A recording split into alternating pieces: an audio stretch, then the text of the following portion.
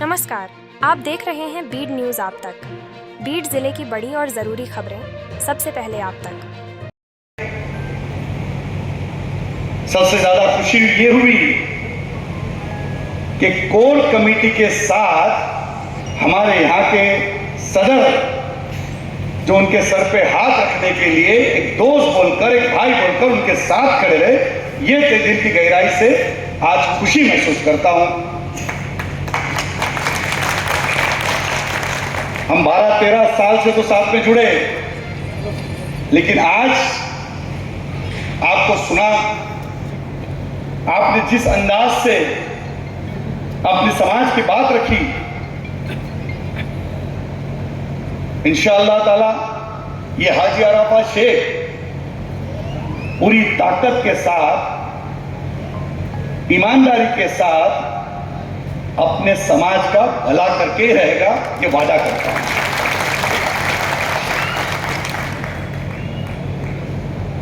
जब मुझे खाटिक समाज का अध्यक्ष बनाया गया, उस वक्त मैं मनसे का नेता था। समाज का काम करता गया, बढ़ता गया, तरक्की होते गई, शिवसेना का उपनेता हो गया और भारतीय जनता पार्टी में मंत्री हो गया। मैं समझता हूं कि ना जाने कोई कुटिया के अंदर कोई अल्लाह वाला हाथ उठा के इस हाजी अराफात शेख के लिए दुआ कर रहा है, और उसी के नतीजे से ये हाजी अराफात दिन पे दिन आज सरकार के अंदर एक बड़े ओहदे पे पहुंच गया।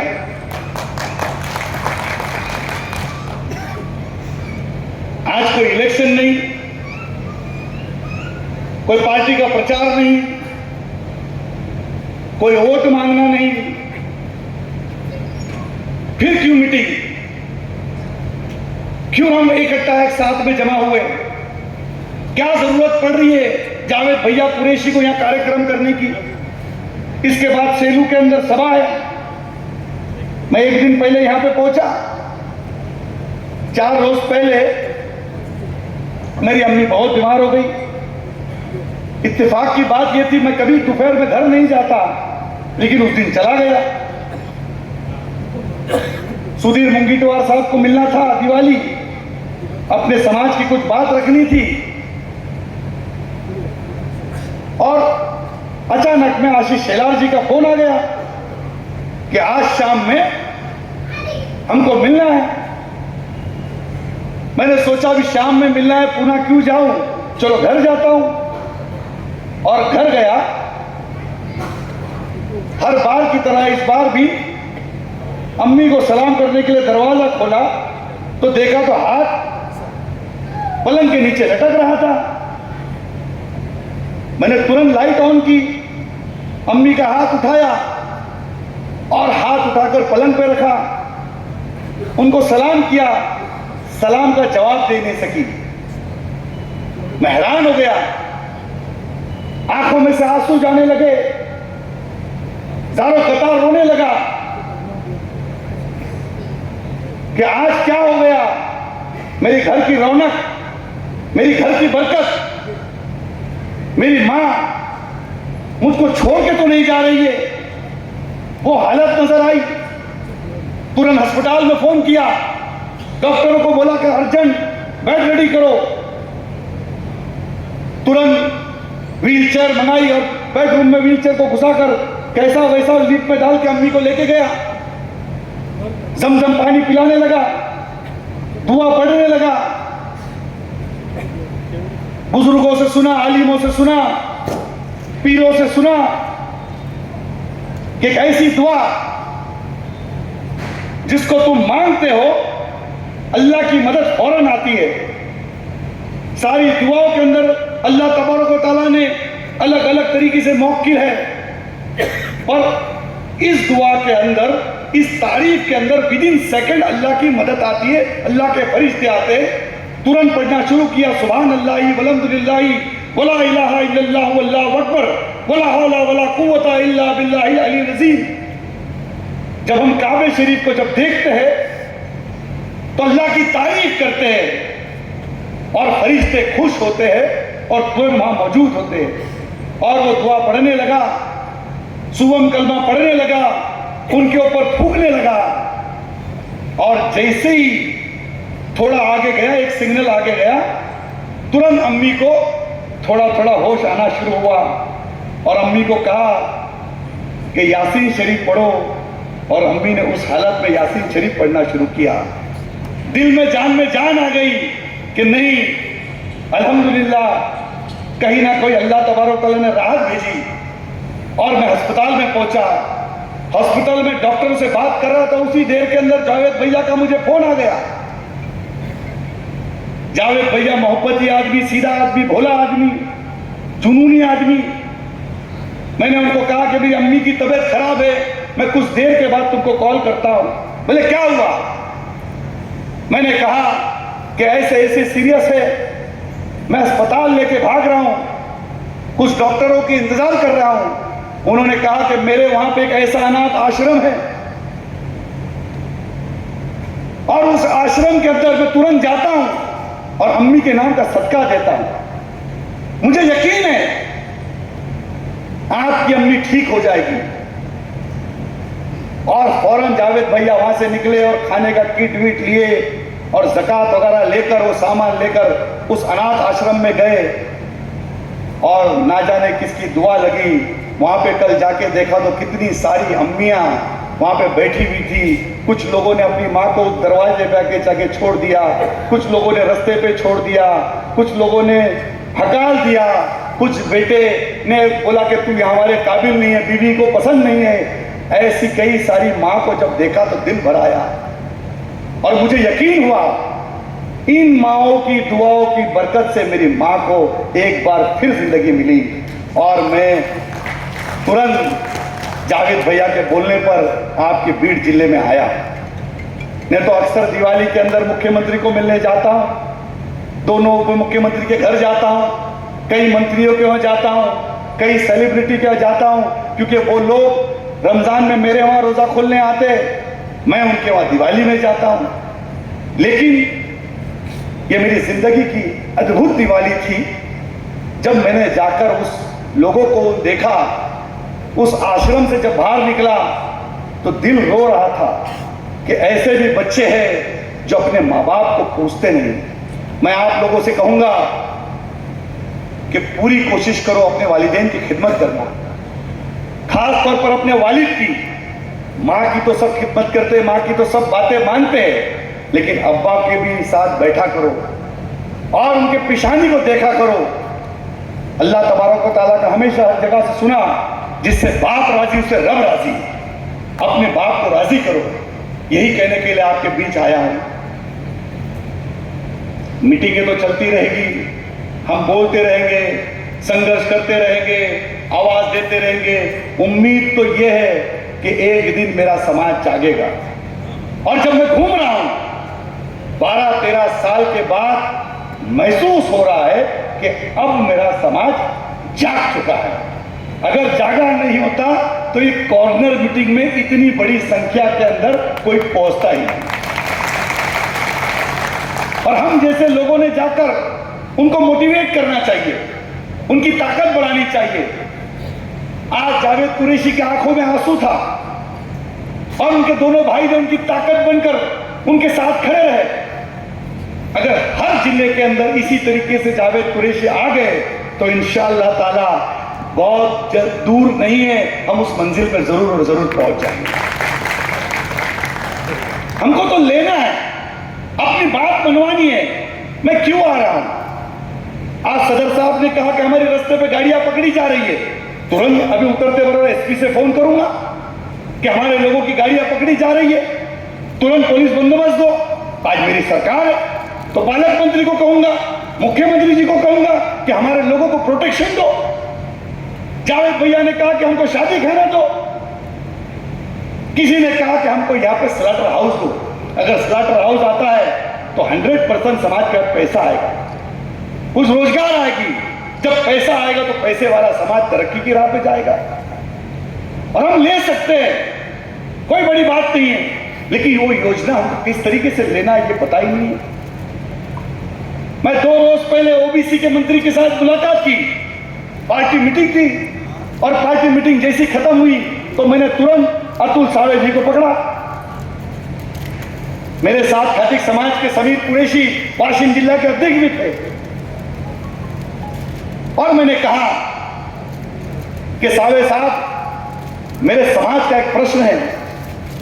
96 में हमको ओबीसी का दर्जा मिला, हिंदू खाटिक को एससी का दर्जा मिला और मुस्लिम खाटिक को ओबीसी का। हमको दर्जा तो मिला, वैलिडिटी आज तक नहीं मिली। तो बोले ऐसा कैसा हो सकता है? तो बोला ये आपकी गलती नहीं, ये टेक्निकल मिस्टेक हो गई, लफ्जों की मिस्टेक हो गई। तो उन्होंने कहा कैसे? तो कहा गया महाराष्ट्र के अलग अलग जिलों में अलग अलग बोली है, अलग अलग भाषा है। हर 100 किलोमीटर के बाद मराठी लैंग्वेज चेंज होती है। उस वजह से हम फंस गए। आज भी हमारे बच्चे डॉक्टर नहीं बन पा रहे, इंजीनियर नहीं बन पा रहे, उसका लाभ ले नहीं पा रहे।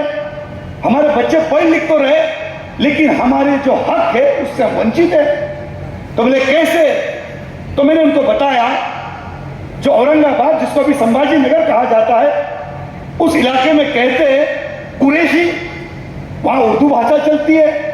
पूना, सांगली, सातारा, कोल्हापुर में मराठी चलती है, तो वहां कहते खाटिक। विदर्भ में कहते खटकी, मालेगांव के पट्टे में कहते कसाब कुरैशी, मुंबई में कहते गुजर। अब ये खटार, खाटिक, खटकी, कुरैशी, कसाब, इस सारों चीजों का मतलब एक ही है, पर भाषा बदलने के लिए वजह से हमको आज तक वैलिडिटी नहीं मिला। कलेक्टर कहता है कि खाटिक समाजाला मान्यता दिलेली आहे, मुस्लिम खाटिक समाजाला ओबीसीचा दर्जा देण्यात आला आहे, कुरैशी को नहीं, कसाब को नहीं, खटकी को नहीं, बुचर को नहीं। तो इसमें हमारी क्या गलती है? आप बताओ। कसाई तो एक शब्द है, जो कोई ऐसा शब्द ही नहीं है जो हमें इनाम में लेखकों ने दिया, पिक्चरों ने दिया।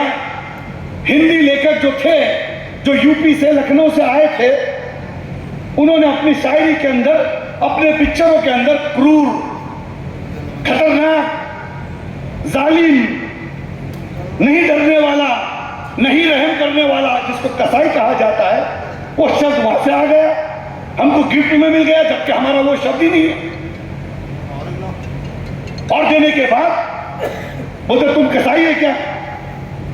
ये तो हमारा पेशा है, हमारे बाप दादा ने धंधा किया।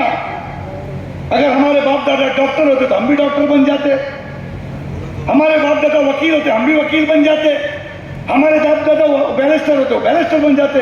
हमारे बाप दादा का धंधा बकरा खरीदना और बकरा बेचना था। हमारे बाप दादा का टीचर होते तो हम भी टीचर बन जाते।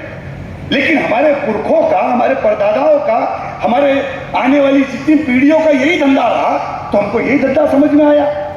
इसके वजह से हम ये कम धंधा कर रहे। तो आप हमें थोप दिए कसाई।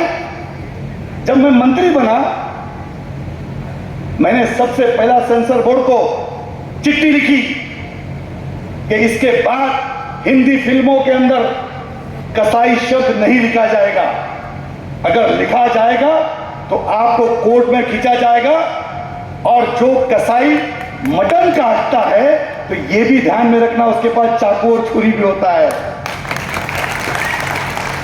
और अल्लाह का करम हुआ, उसके बाद आज तक के किसी भी हिंदी फिल्मों के अंदर कसाई शब्द नहीं यूज किया जाता। इतनी बारीक बारीक चीजों पे हमने ध्यान दिया कि ये आया तो हम भी खुद बोले हम कसाई है। हमको ये शब्द यूज नहीं करना, हमको अपने आप में बदलाव लाना है। पर्सनालिटी डेवलपमेंट के कोर्स होने चाहिए। कसाई जब देखते हैं, कुरैशी जब देखते हैं, तो फिर फिल्मों के अंदर एक टोपी वाला चाचा, जाली वाली टोपी और एक तावीज लटकी भी दिखती है, और उसका नाम दिया जाता है जुम्मन चाचा, अब्दुल चाचा, गफूर चाचा, ऐसा कोई भी अटपटा नाम देते हैं। बात बराबर है कि नहीं? इसी तरीके की चीज ये हमारा, आज हमारे बच्चे डॉक्टर बन रहे, वकील बन रहे, इंजीनियर बन रहे, आगे बढ़ रहे। मैंने इसलिए कहा कि पढ़ाने लिखाने की जिम्मेदारी आपकी है, नौकरी दिलाने की जिम्मेदारी हाजी अराफात शेख की रहेगी। मैं दुबई जा रहा था, पहली सीट पे बैठा था बिजनेस क्लास में। जब अनाउंसमेंट हुआ, बताते हुए खुशी महसूस करता हूं, जब अनाउंसमेंट हुआ तो पायलट का जब नाम सुना तो उसके आगे लगा था कुरैशी। इतनी खुशी हुई, जब लैंडिंग हुई मैं 2 मिनट के लिए रुक गया और मैंने उस पायलट से हाथ मिलाया और उन पायलट को पूछा, आप कहां के कुरैशी हो? तो उन्होंने कहा कि मैं औरंगाबाद का हूं और बकर कसाब जमात का हूं। आज हमारी पीढ़ी, हमारी नस्लें कहां जा रही है? हम सबको अपने आप को बदलना है, चेंजेस लानी है। जब तक बदलाव नहीं आएगा तो तरक्की नहीं होगी। तरक्की आनी है तो बदलाव लाना पड़ेगा, हमको एक होना पड़ेगा। जब एक होगे तो नेक होगे, और जब नेक होगे तो अल्लाह की रहमतें बरसेगी। यही हमने बुजुर्गों से सीखा है। और जब हम समाज की जब बात करते हैं तो कुरान की आयत फस्कुरूनी अस्कुरकुम, अल्लाह तबारक तआला फरमाता है, तू मेरा जिक्र कर तो मैं तेरा जिक्र करूंगा, तू मेरी नाशुक्री कर मैं तेरी चर्चा करूंगा। जब एक जगह बैठकर हम सब जब अल्लाह रसूल की बातें करते हैं, एक समाज की बात करते, मोहब्बत की बात करते, जोड़ की बात करते, जोड़ पैदा करने की बात करते, वहां अल्लाह की रहमत बरसती है। ये मेरा दावा है और मुझे यकीन है जब इतने सारे लोग बैठकर, हम कोई पॉलिटिक्स की बात नहीं कर रहे, हम हमारे समाज के मुस्तकबिल को संवारने की बात कर रहे हैं, और इतने सारे लोग अपना धंधा छोड़कर, अपना काम छोड़कर और अपना खाना छोड़कर एक जगह आकर जमा होना, यही अच्छी अलामत है। यही आपके सामने कहने के लिए आया। हमारे कई कोर कमेटी के जो लोग हैं साथ में हैं, मैं आज उनसे कह रहा था और हंसते हंसते कहने लगा कि हमने पूरे महाराष्ट्र पर घूमे, मौका मिला, जैसा इन्होंने कहा कि हमसे कुछ भूल हो गई, हम चुप गए कि हम समाज तक प्रॉपर पहुंच नहीं सके। ये महाराष्ट्र का दौरा करने की वजह यह है कि हम मुंबई में शहर में मीटिंग लगाते थे, आप सब आते थे, हार फूल पिनाते थे, तालियां बजाते थे और चले जाते थे, और उसके बाद कुछ नहीं, अगला पार्ट पिछला सपाट, पता ही नहीं चलता था क्या हो रहा है, क्या जा रहा है, हम एक दूसरे से इंटरेक्शन होता ही नहीं था। 1 साल 2 साल की हमारी बहुत अच्छी मिलन रही। अचानक में ऑफिस के अंदर जमीर शेख करके लड़का काम करता था, जिसके पास सबके नंबर थे, उसको कैंसर हो गया, वो अस्पताल चला गया और हम सब में बड़ा गैप आ गया। इस साल हमने सोचा कि नहीं, मुंबई शहर में नहीं जाएंगे, हम जिले जिले जाएंगे, हम लोगों से मिलेंगे, लोगों के प्रश्न जानेंगे, लोगों की समस्या जानेंगे, लोगों की तकलीफ जानेंगे और सरकार तक के उनकी आवाज पहुंचाने का काम यहाँ किया रहा था। मैं सिर्फ ब्रिज का काम करने आया हूं, आप में और महाराष्ट्र सरकार में, आप में और कलेक्टर में, आप में और पुलिस एसपी में, आप में और कमिश्नर में, आप में और तहसीलदार के अंदर जो दूरियां है, उस दूरियों को मिटाने के लिए यह हाजी अराफात शेख आपके बीच आया है। मैं चाहता हूं हर जिले के अंदर एक हाजी अराफात शेख हो, हर तालुका के अंदर एक हाजी अराफात शेख हो, हर घर में एक हाजी अराफात शेख हो। कभी भी इस हाजी अराफात शेख को दोबारा आपको जरूरत नहीं पड़े कि कोई मुंबई से हाजी अराफात आएगा और हमारे प्रश्न सॉल्व करेगा। आप में से ही कोई एक उठेगा और इनकलाब लाएगा। जावेद भैया रोने लगे, उनके आंसू ऐसे ही नहीं थे। मेरी दोस्ती उनके बहुत सालों के साथ पहले से दोस्ती है, लेकिन वो खटीक समाज से बड़े दूर रहे। सदर साहब के वहां पहली बार जब हम लोग आए तो इनके घर पे आए, पहली मीटिंग हुई, सभी भी बात हुई। उसके बाद जावेद भैया के वहां कोई शादी थी, मैंने शादी वादी अटेंड किया, हम चले गए। लेकिन जब उनके पास जब बात है, उनके दिमाग में सारी चीज आई कि ये आदमी कर क्यों रहा है, किस लिए कर रहा है और क्या इसका आउटपुट आना चाहिए। कहीं जाते तो 1 जमात, 2 जमात, 3 जमात, 4 जमात, जमात का झगड़ा, इसका झगड़ा। हमको जमातों से कोई लेना देना नहीं। जमात के मसले अपने लोकल लेवल पे वो कर लेंगे, उतने सक्षम है, लेकिन जमात को अगर कोई तकलीफ हुई उसके लिए हाजी अराफा शेख और जावेद भैया कुरैशी खड़े। ये मेन बेस है। और हर जिले में, हर तालुका में हमारे जमात के सदर व्यासपीठ पे होना ही चाहिए और उनके मुंह से उनकी तकलीफों को सुनना ही चाहिए, ताकि वो सारी बात मैं सरकार तक के पहुंचा सकूं। यही मेन, क्योंकि वो लोकल नीचे रहते हैं, उनको समस्या पता चलती है, हर दुख सुख पता रहते हैं। आज रमजान महीने के अंदर हमारे साथ में शाहनवाज चांद साहब है। इस बात को आप मानते हो मुंबई शहर में कितनी ज़कात निकलती है, कितने बड़े बड़े लोग होते हैं, कई CSR फंड हमको पता है, लेकिन ये नहीं पता कि हमको देना किधर है। सऊदी कॉन्सुलेट से फोन आता है, कतर कॉन्सुलेट से फोन आता है, बहरीन कॉन्सुलेट से फोन आता है, बोलते हम हमारे तरफ से खजूर और जानमाज ले जाओ। हम ले जाए, कहां ले जाए, किसके पास दे? कई हमारे घर के अंदर ऐसे ऐसे लोग मैंने देखा जिनके पास चाय पीने का कप तो छोड़ो, जमीन के अंदर लादी लगाने के लिए चटाई तक के नहीं है। वो मुस्तहिक लोग नहीं है क्या? वो हकदार लोग नहीं है क्या?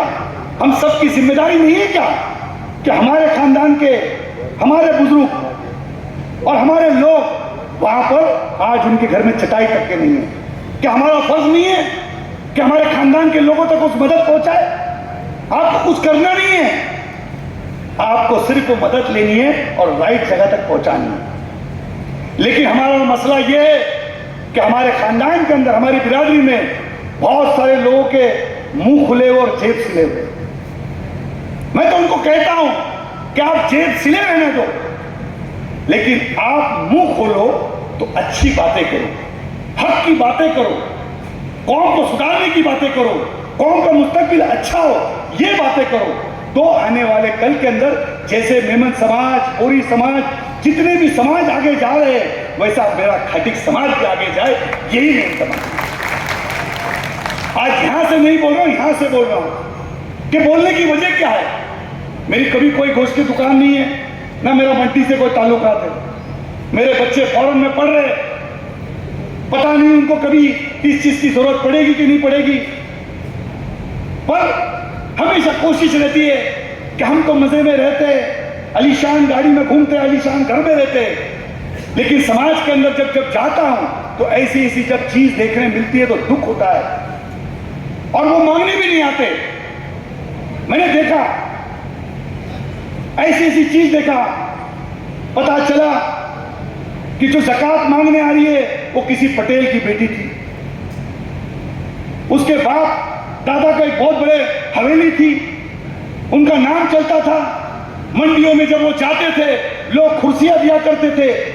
आज वो दिन आ गया कि जिनके लिए लोग कुर्सियां लेके खड़े रहते थे, जो ज़कात बांटते थे, आज उनके बच्चे ज़कात के हकदार हो गए। और ऐसे लोग शर्म के आते और हल्के से बोलते कि भाई अकेले बात करना चाहती हूं, इन सब लोगों को बाहर भेज दो ना, क्योंकि मैं इनकी बेटी हूं, इनकी बहू हूं, इनकी बीवी हूं। आज इनको पैरालिसिस का अटैक आ गया, खाना नहीं है, बच्चों की फीस नहीं है, मेरी मां के लिए दवा नहीं है। जब ये सब बातें करते हैं तो दिल दहलता है कि हम कितने पीछे हैं। आज हमारे समाज के अंदर हम इतनी सारी चीजें करते हैं, मंडियों में जाते हैं, सारी चीज करते हैं, लेकिन हमारा पड़ोसी और हमारे खानदान का, हमारा रिश्तेदार आज भूखे और दवा के लिए मोहताज है। तो कैसा होगा? कैसा समाज तरक्की करेगा? कैसा समाज को हम मदद देंगे? कैसा हम योजना लाएंगे? कैसा उन तक पहुंचेंगे? ये कैसा होगा? ये चीज तुम तक कैसा जाएगी? इसके लिए खासतौर पर महाराष्ट्र के अंदर हमने कोर कमेटी बनाई, जिले जिले के अंदर, तालुके तालुके के अंदर सदर बनाए, जिला अध्यक्ष बनाए, तालुका अध्यक्ष बनाए, शहर अध्यक्ष बनाए। उन शहर अध्यक्ष को कहूंगा कि अपने अपने मुकामी सदर के पास जाओ और जानकारी लो, और वो जानकारी मुंबई अपने खटिक समाज के दफ्तर में जाके दो और अल्लाह को हाजिर नाजिर रख के कहो कि हाँ ये मुस्तहिक है, इनको जरूरत है, इनकी बच्ची की शादी है, इनका घर टूटा हुआ है, इनके घर में चटाई नहीं है, इनके घर में मुसल्ला नहीं है। आप वहां तक जाओ और इंशाअल्लाह ताला वो देने का काम ये हाजी अराफात शेख करेगा। लेकिन हमारे पास वक्त नहीं है ये सब करने के लिए भी। हम मस्जिदों में तो जाते हैं, 40-40 दिन गश्त करके डस्ट निकालते हैं, दरगाह पे जाते हैं, दुआएं तो मांगते हैं, चादरें तो चढ़ाते हैं, लेकिन ये भूल जाते हैं कि अपने खानदान में, अपनी कौम में भी लोग तकलीफ में हैं। ऐसे सिजदे को अल्लाह तबारक तआला कबूल नहीं करता। अल्लाह अदा पे फिदा होता है, खिदमत करने वालों के साथ अल्लाह खड़ा होता है। तुम दूसरों के लिए एक कदम बढ़ाओगे, अल्लाह तुम्हारे लिए 100 कदम खोल देगा, तुम्हारे पीछे फरिश्ते भेजेगा। ये देख लेना, एक एक कदम आपकी घर में रहमत वाला कदम होगा। आज जितने भी लोग यहां बैठे हुए हैं, मुझे यकीन है कि आप सबके घर पे अल्लाह की रहमत बरसेगी। आप जो जो दुआ मांगेंगे आज, अल्लाह तबारक व तआला आज आपकी दुआ कबूल करेगा। आपके वालिदैन की उम्र दराजी होगी, आपके कारोबार में तरक्की होगी, क्योंकि आप कौम की बात सुनने के लिए यहां मौजूद है। ये मेरा यकीन है और मैं दिल से कह रहा हूं। मैंने मेरे वालिद को कभी सोते हुए नहीं देखा। 16-17 साल एक पीर का बेटा हूं, कादरिया चिश्तिया की उनको खिलाफत रही। मेरे वालिद का दोस्त था मुसल्ला, उनकी मुसल्ले के साथ जान नमाज के साथ दोस्ती थी। मैंने कभी मुसल्ले से उनको उठते नहीं देखा। कई बार मैंने कहा अब्बा जाओ सो जाओ सो जाओ, तो अब्बा कहते जाओ जाओ, तुम्हारे लिए ही दुआ कर रहा हूं। उस सलामती पीर का बेटा हूं।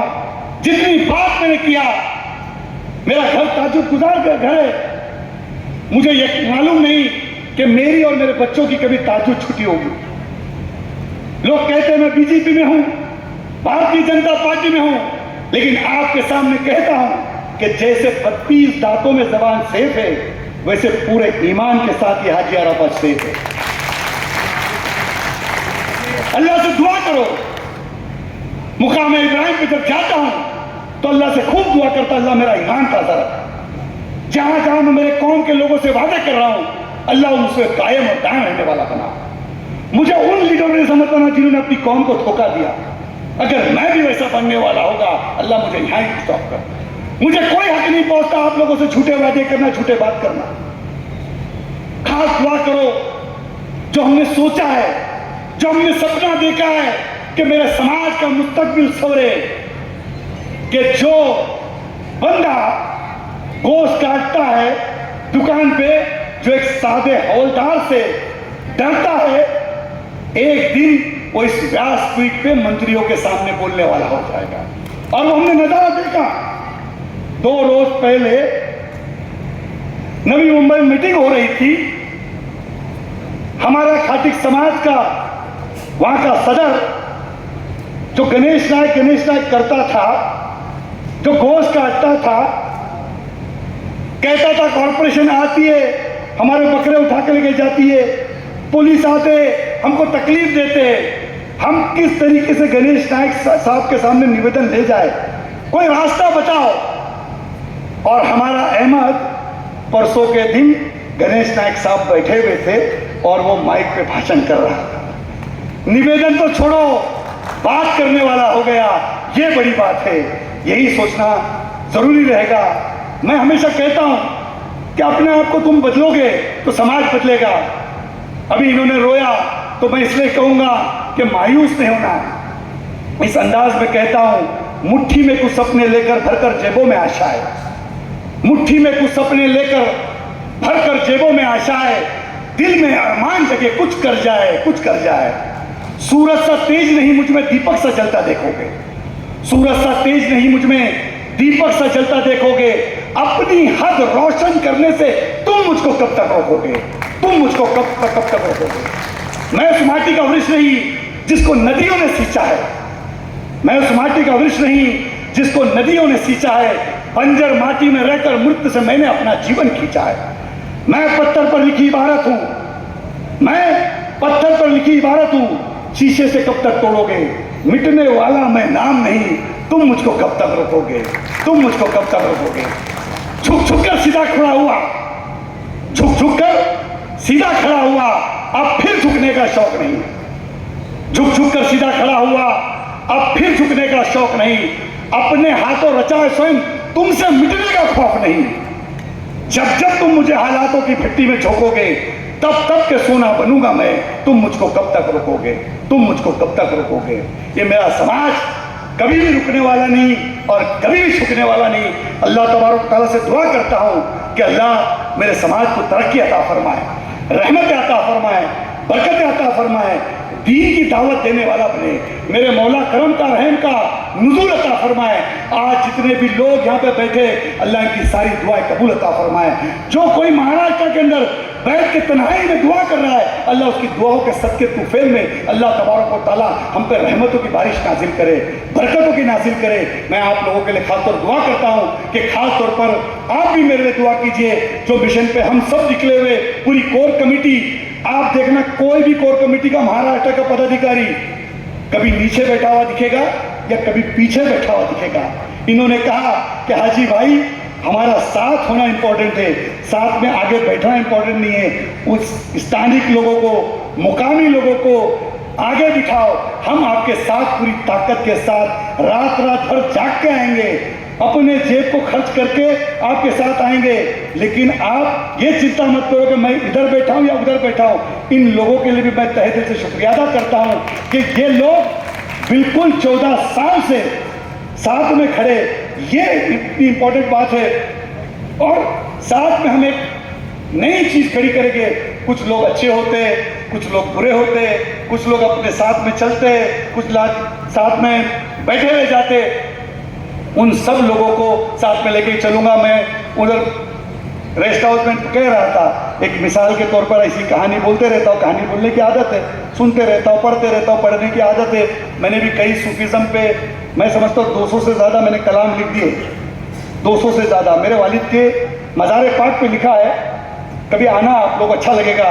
देवरोड के अंदर मेरे वालिद की मज़ार सलामती पीर रहमतुल्लाह अलैह, कि आप आना। वहाँ पे लिखा हुआ है, मेरे ख्यालों के लफ्ज़ों को तोलता है कौन, मेरे ख्यालों के लफ्ज़ों को तोलता है कौन, बता तू नहीं तो अंदर से बोलता है कौन।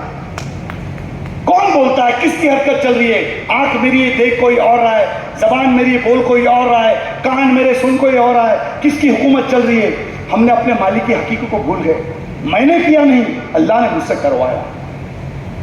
मैं हमेशा खाली होता है, मैं कुछ नहीं, जो कुछ तू ही तू। मैं कुछ नहीं, जो कुछ तू ही तू। मैं मर गया तो नजर आता है तू, जिसको तू नजर आ रहा है, जिसको पूरा खटिक समाज नजर आ रहा है, जिसको पूरी उम्मत नजर आ रही है, वही जिंदगी की राह के ऊपर आगे बढ़ता है। और अपने आप को नफी करते चलो और अल्लाह की तरफ आगे बढ़ते चलो। हर कदम 100% तुम्हारी कामयाबी के होगे। और सभी लोगों को लेके चल देगा। अच्छे लोग भी होते, बुरे लोग भी होते, किसी को निकालो मत, सब चलते रहो। मैंने इनको कहा, मैं कोई पोस्ट वोस्ट आज तक दिया नहीं। लोगों को लगता है अध्यक्ष तो मैं देता हूँ, मैंने आज तक कभी किसी को पोस्ट दिया ही नहीं। कोर कमेटी आती है, जुमेरात के दिन बैठती है, जुमा के दिन मेरे पास सब बात रखती है। किसी एसपी को फोन लगाना है, कलेक्टर को फोन लगाना है, कॉलेज के एडमिशन है, नौकरी है, लिस्ट लाते हैं, मैं करते रहता हूँ। मैंने इनको कहा था, इसके बाद जब पहली सरकार थी, मैंने 100 करोड़ रुपए का फंड लाया था। मैंने कोर कमेटी को कहा कि 1-1.5 महीना सरकार को है और आप मौलाना आज़ाद के फंड सब दे दो। लेकिन लोग आए, मैंने कहा गाड़ियाँ ले लो, इनोवा ले लो, टेम्पो ले लो, बकरे की स्कीम लाओ, बकरे कैसा खरीदेंगे, मंडियों के अंदर किस तरीके की कैंटीन बनेगी, कुछ रोजी रोजगार के लिए। लेकिन कोई नहीं आया। मेरा काम है आप तक योजना लाना, मेरा काम है आप तक फंड ला के देना, आपके थाली में डालना। और अगर आप इतने आलसी हो, आपके मुंह में भी डाल सकता हूँ, लेकिन चबाने की जिम्मेदारी तो आपकी है। अगर आप बोलेंगे चबा भी नहीं सकते, तो मेरे पास वो दांत तो है ही नहीं कि आपके मुंह में घुस के चबाऊं। तो ये तो आपको करना ही पड़ेगा। यही समझाने के लिए आया हूँ। किसी को भी निकालो मत, सबको रहो, सबको चलो। कई जिलों की मैंने योजना, लगभग 9 पॉइंट्स मेरे पास थे।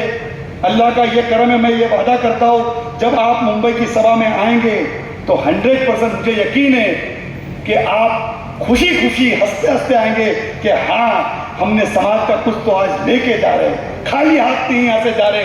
ये मेरी पूरी कोशिश रहेगी। उसमें से 9 में से करीबन मुझे लगता है कि 7 से 8 पॉइंट 100% हो गए। ओबीसी का मसले के ऊपर भी मैंने बात किया। अल्हम्दुलिल्लाह उन्होंने कहा कि आप मेरे पास निवेदन लेके आओ। अतुल सावे जी ने कहा मैं निवेदन लेके जाने वाला हूँ। उन्होंने कहा हमको देने का अधिकार नहीं है, वो आयोग को अधिकार है। तो वो पत्र बना के ऑर्डर करके आयोग को, नेशनल जो आयोग ओबीसी का है उसको भेजेंगे। और इत्तेफाक से नेशनल आयोग बैठे, वो भी मेरे बहुत अच्छे जानने वाले, क्योंकि वो होम मिनिस्टर रह चुके। तो मैंने उनसे भी बात किया कि मेरे समाज का एक प्रश्न है कि कम से कम ओबीसी का वैलिडिटी मिलेगा तो मेरे समाज के अंदर डॉक्टर बनेंगे, वकील बनेंगे, इंजीनियर बनेंगे और उनका मुस्तकबिल संवरेगा। रही बात एससी की आपने की, ये बात सही है कि सभी सदरों ने दिल्ली तक पहुंचे मेरे अध्यक्ष होने के पहले और बहुत लड़ाई लड़ी। तो कोर्ट ने इन लोगों से एक सवाल किया, वकील से एक सवाल किया, आपको एससी क्यों चाहिए? तो उन्होंने कहा कि हम एससी में आते, हिंदुओं को एससी दे दिया, मुसलमानों को क्यों नहीं? लेकिन कोर्ट ने उनको 2-3 सवाल पूछे कि आप मस्जिद में जाते हो क्या? तो उन्होंने बोले हाँ जाते हैं। बोले वजू खाने में आप वजू करते हो क्या? तो बोले हाँ करते हैं। किसी की शादी ब्याह में जाते हो क्या? तो बोले हाँ जाते हैं। हिंदू आपके वहां मटन खरीदने आता है क्या? तो बोले हाँ आते हैं। आप ईद में एक दूसरे से गले मिलते हो क्या? तो बोले हाँ मिलते हैं। तो बोले काहे को आपको एससी देने का? चलो किस तरीके से आप अछूत हो गए और उसको बंद किया गया। जब हमने उसको पढ़ा उसके बाद मैं आपको बताने चाहूंगा कि मैंने बड़े बड़े काउंसिल को खड़ा किया कि हम एससी जात पे नहीं मांग रहे, हम व्यवसाय पे मांग रहे। हमने जात पे मांगा ही नहीं, हम गलत दिशा में थे, अब सही दिशा में। ओबीसी का तो फैसला ये हाजिया रफा चेक इसी सरकार में माननीय देवेंद्र फडणवीस साहब से कहकर, हमारे लाडले मुख्यमंत्री से कहकर और शेर दिलदार मुख्यमंत्री से कहकर ओबीसी का तो मसला हल करके ही रहेगा, वैलिडिटी करेगा। और जल्द के अंदर सुप्रीम कोर्ट में जात पे नहीं व्यवसाय के बेस के ऊपर आपको एससी का भी दर्जा दिला के रहेगा, ये भी वादा करता हूं। क्योंकि हम व्यवसाय पे मांग रहे, गलीच धंधा, गिल्ला धंधा, हाथ पैर सड़ जाते, पैर में चिकली आ जाती है, जिसके वजह से हमारे लड़कों को रिश्ते नहीं आते, जिसके वजह से रिश्तेदारी हमारी नहीं होती है, अच्छे घर में रिश्ते नहीं जुड़ते। ये बात हमने उनके सामने रखी और कोर्ट ने उसको अप्रूव किया और हमारा जो ऑर्डर है उसको रखा। यही इंपॉर्टेंट है। तो ऐसे सलीके से, तरीके से हर चीज को हिकमत से हम इंशाल्लाह करेंगे। दुनिया में 2 किस्म के लोग हैं, एक सुलझा हुआ और एक उलझा हुआ। सुलझा हुआ आदमी क्या करता है? सुलझ के काम करता है, और उलझा हुआ आदमी उलझते रहता है। तो हमको उलझना किसी से भी नहीं है, आंदोलन भी नहीं करना है। आपने एक नाम लिया नेता का, तो हम वो आंदोलन वाले लोग भी नहीं हैं, हम तो भूखे रहने वाले भी लोग नहीं हैं। क्योंकि गुर्दे, कलेजी, मुंडी, पाया खाने वाले लोग हैं। संडे के दिन जब तक के घर में सालन, चावल और सीना चाप नहीं मिलता तो हजम नहीं होता। अब बताओ, जो मटन खाने वाला, बकरे का, अदले का गोश्त खाने वाला, मुंडी चाप खाने वाला, वो भूखा कैसा रह सकता है? तो मैंने पहले सोचा कि मेरे समाज को भूखा नहीं रखना, ऑपोजिशन पे नहीं जाने का। पुलिस हवलदार आता है 100 रुपये मांगने के लिए, उससे भी डरता है। कॉर्पोरेशन आती है, उससे डरता है। तो इतना डरपोक है, चाकू छुरी सब होने के बाद क्रूर नाम दिया कसाई, फिर भी डरपोक है। तो ये पुलिस के डंडे भी नहीं खा सकता। तो नहीं बाबा, हम बोला इनको आंदोलन में भी नहीं लेके जाने का, ना इनको भूखा रखने का। हम हिकमत से, प्यार से, गाजे वाजे के साथ कव्वाली उव्वाली सुनते हुए अपनी बात 13-14 साल हर मंत्री आमदार तक के महाराष्ट्र में पहुंचाने का काम किया। अब ये 6 बॉल 6 रन है। इंशाअल्लाह ताला मैच 1000 तक का ये हाजी अराफात जीत के आएगा, ये उम्मीद है। सिर्फ उसमें आपकी ताकत, आपकी मौजूदगी और आपकी दुआ। आप जब घर से निकलेंगे तो दुआ पढ़ते निकलना, कोई हुल्लड़बाजी नहीं, कोई शोर शराबा नहीं, क्योंकि हम अपना हक मांगने जा रहे हैं, किसी शादी ब्याह में नहीं जा रहे। हो सकता अच्छा होगा, हो सकता बहुत गलत भी होगा, हो सकता हम मायूस हो जाएंगे, तो मायूस नहीं होना चाहिए। इसीलिए हमने दुआ करते करते जाना है। मुझे यकीन है जैसे ही आप अपने अपने घर से निकलेंगे, हमने सुना कि जब आप सफ़र में जाते तो सफ़र की दुआ अल्लाह सुनता है। तो हर एक बस के अंदर एक आदमी मौजूद रखना, एक आलिम मौजूद रखना, एक जिम्मेदार को मौजूद रखना, वो तबलीग भी करते रहे, हम्दो सना भी पढ़ते रहे, गीत अल्लाह के गाते रहे, दुआ पढ़ते रहे और सफ़र आसानी से करते रहे और बीच बीच में प्रोग्राम सक्सेसफुल हो जाए और सरकार से हमको बहुत सारी चीज़ मिल जाए, ये भी दुआ करते रहे। यही आपके बीच में आऊँगा। जब आप यहाँ से जब निकलेंगे तो मुंबई शहर में मुझे पता है कि बड़ा पुलिस बंदोबस्त होगा कि इतना बड़ा झमेला, इतना बड़ा जमावड़ा हमारा भाई लेके आ रहा है। इन्होंने कहा कि मैं जोरदार तरीके से काली गाड़ी गिड़ी लेके आऊँगा। तो मैंने इनको कहा भाई वो हिंदी पिक्चर में नागा अर्जुन और कमला हसन लेके निकलते, लेकिन तुम ऐसा मत निकलना। तो उन्होंने कहा कि मैं यहाँ का नागा अर्जुन हूँ और मैं यहाँ पे कमला हसन भी मैं हूँ और मैं मेरे समाज को लेकर नारे तकबीर अल्लाह अकबर करते करते मैं खटिक समाज जिंदाबाद करने के लिए उसका झंडा लहराते लहराते मैं मुंबई शहर में दाखिल होगा। मुझे यकीन है कि पूरे महाराष्ट्र के पूना, सांगली, सातारा, कोल्हापुर, बीड़, लातूर, हर जगह जगह से जब गाड़ियां निकलेगी तो लोग कहेंगे देखिए ये खटिक समाज के लोग जा रहे और अपने समाज का नाम महाराष्ट्र भी देश के नंबर 1 के ऊपर हर टीवी चैनल पे चलेगा कि ऐसा भी एक समाज है जो लोगों को हम नहीं जानते थे और वो आज उभर के बाहर आया। और मुझे यकीन है कि सरकार को इसकी दखल लेनी पड़ेगी। आज आप लोगों ने इतनी देर बात सुनी, बोलना तो कुछ और था लेकिन बोल कुछ और गया, क्योंकि यहाँ जब माहौल देखा तो ऐसा लगा कि ये तो एक कुछ अलग ही चीज़ चल रही है। और जावेद भैया के आंखों में आंसू कि एक तो हंसने खेलने वाला बंदा, नटखट आदमी। मैंने उनको कहा चलो मुंबई में शॉपिंग करते हुए, नहीं, मैं इतने महंगे महंगे टी शर्ट पहनता नहीं, मेरे गांव में किसको समझेगा ही नहीं। अरे मतलब चलो आज जाके आते, किसी हीरो को मिल के आते। तो नहीं मेरे को कोई हीरो से नहीं मिलना है। तो बोला अच्छा एक काम करते अपन एक हीरोइन के साथ, अच्छी जो भी तुम्हारे पसंद की हीरोइन है बोलो, अपन उनके साथ जाते और रात में खाना खाते। बोलता बिल्कुल नहीं, मेरी बीवी मुझे घर पे ही नहीं लेगी और जो खटिक समाज का काम कर रहा वो भी करने देगी कि मेरा पति बहक गया और भाई लोग भी बोलेंगे जाने का नहीं मुंबई में। तो उन्होंने अपनी हर चीज को, अपनी खुशियों को त्यागा।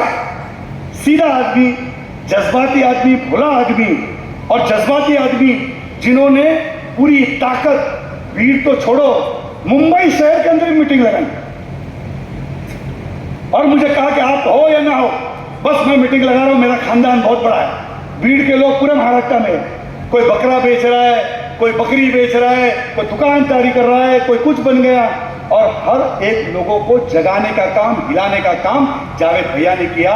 इतिहास जब लिखा जाएगा और जब कभी भी कोई भी खटिक समाज के फैसले होंगे तो भले से देर से आए लेकिन सबको जगाने का काम, सबको झिगोड़ने का काम जावेद भैया ने किया। ये कभी भी कोई भूलेगा नहीं। मैं उनका तहे दिल से शुक्रिया अदा करता हूं, उनके भाइयों का शुक्रिया अदा करता हूं कि जिस तरीके से उन्होंने जब मैं आया तो कभी भी उनके चेहरे पे मलाल नहीं आया कि 15-15, 20-20 लोग, 25-25 लोग आ जाते और हमारे घर पे पहुंच जाते, जावेद भैया लेके आ जाता है और खाते और चले जाते। ऐसा कभी भी शिकन मैंने नहीं देखा। ऐसा परिवार भी महाराष्ट्र में और ऐसे लोग ही इतिहास रचने के अंदर, कौम के अंदर कुछ अलग कड़ी बनने का काम करते और उसके अंदर ये अल्लाह की एक मदद आती है और मदद के रूप में जावेद भैया और उनके परिवार के लोग खड़े हुए, ये भी अपने आप में एक बड़ी बात है। मैं उनका तहे दिल से शुक्रिया अदा करता हूँ। जावेद भैया को कहूँगा बहुत सारे लोग आपके साथ जुड़ेंगे, बहुत सारे लोग नहीं जुड़ेंगे, तो मायूस नहीं होना, कोई फर्क नहीं पड़ता, चलते रहेंगी, जिंदगी चलती रहती है। जिंदगी में अपना बहुत सारे लोग आते रहते, जाते रहते, लेकिन जब तक के दिखता नहीं तब तक कुछ होता नहीं। तो जब तक दिखेगा और दिखने के बाद लगेगा तरह ये तो अस्पताल भी बन गया और यहाँ पे स्लाटर हाउस भी आ गया, यहाँ पे शादी खाना भी आ गया। हमारे बुजुर्गों ने बहुत सारी चीज बनाई, हमारे दौर में मुझे लगता नहीं किसी ने, हम लोगों ने बनाया। लेकिन हर जिले के अंदर जब हमारे शादी खाने आएंगे और एक नए डिजाइन में, नए रूप से, ऐसे हरे हरे पगड़ी के साथ उसके ऊपर एक नई डिजाइन दिखेगी तो हमको लगेगा कि हमने हमारे कौम के लिए कुछ कर गए। और जरूर वही करने के लिए मैं पूरे महाराष्ट्र का दौरा कर रहा हूं। आप लोगों ने अपना इतना वक्त दिया, कीमती वक्त दिया, शांति से मुझे सुना, मैं तहे दिल से आपका शुक्रिया अदा करता हूं। आप जब कभी मुंबई आएंगे तो आप खाटिक समाज का सदर और कोई नेता बोलकर नहीं, कोई मंत्री संतरी बोलकर नहीं, आपके खानदान का एक भाई बोलकर आप मुझे आवाज देना। यह हाजी अराफात शेख आपकी खिदमत में जरूर और जरूर हाजिर रहेगा। अमल के दायरे में काम करता हूं। अल्लामा इकबाल साहब का अशार पेश करता हूं कि एक कितनी चीजें बारीक बारीक उन्होंने लिख के गई और हम समझ भी नहीं पाते। बेअमल दिल हो तो जज्बात से क्या होता है, बेअमल दिल हो तो जज्बात से क्या होता है, धरती बंजर हो तो बरसात से क्या होता है। बेअमल दिल हो तो जज्बात से क्या होता है, धरती बंजर हो तो बरसात से क्या होता है। तेरा हर अमल और तामीर तमन्ना के लिए, तेरा हर अमल और तामीर तमन्ना के लिए, वरना रंगीन ख्यालात से क्या होता है। हम लोग इंशाअल्लाह ताला अमल के दायरे में काम करेंगे, यही कह के यहीं रुकता हूं। जय हिंद, जय महाराष्ट्र, खुदा हाफिज, नारे तकबीर।